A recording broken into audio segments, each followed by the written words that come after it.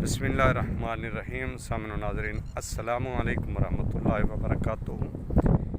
पहली चीज़ वेखो कि दरिया दा ठंडा ते प्यारा माहौल कितना खूबसूरत माहौल है जिसके अंदर वीडियो बना के तुहानू पेश करनी है। तुहानू ये तसल्ली होगी कि ज़िंदगी सफ़र ते ही गुजर गई है और गुजरती रहनी है।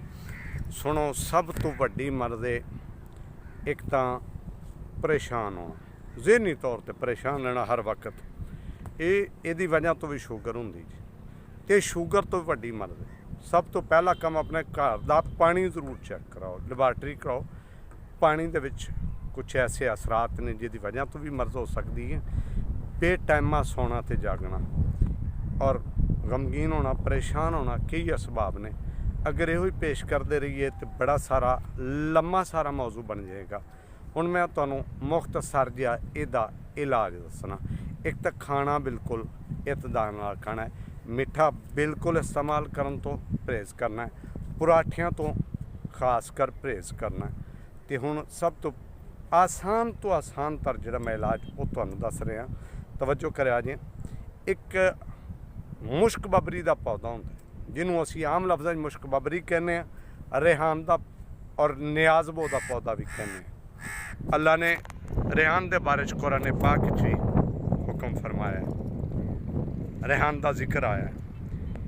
ये बड़ा कीमती पौधा होंदा है। ये उत्ते जदों सबज फुल लग जाना, सबज फुल होण भी पिया होवे, ये फुल ले लेने, हौसला हासिल करके उन्होंने रगड़ के खुश्क करना है। साए दे अंदर ही खुश्क हो जाएंगे। खुश्क होने तो बाद तुखमे सरस कहते हैं दोस्तों शरीं दे बी। शरीं वेख्या होना है, शरीं का बी हासिल करो। जिहड़ा रेहान का है ये तकरीबन 50 ग्राम और तुखमे सरस भी 50 ग्राम। और हुण इहदे अंदर तुसीं पाउणी है, तुहाडा खुदा भला करे, उसू का भी 50 ग्राम, उसू का भी 50 ग्राम और रेहान के कच्चे फुल 50 ग्राम और तुखमे सरस यानी शरीं का कच्चा भी, पक्का नहीं लेना, कच्चा भी 50 ग्राम। ये तीनों चीज़ां कुट लैनियां ने। इन्हां दा सफूफ तैयार कर लेना है और अद्धे तो 1 चम्मच की मिकदार सुबह निहार मूँह पानी नाल खा लेना है।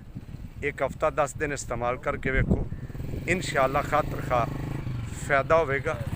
और दूसरी बात ज़हन च रखो, बड़े सारे शुगर के नुस्खे ने, इंशाअल्लाह वक्तन फ़वक्तन तुहाडी समात दी नज़र करांगे।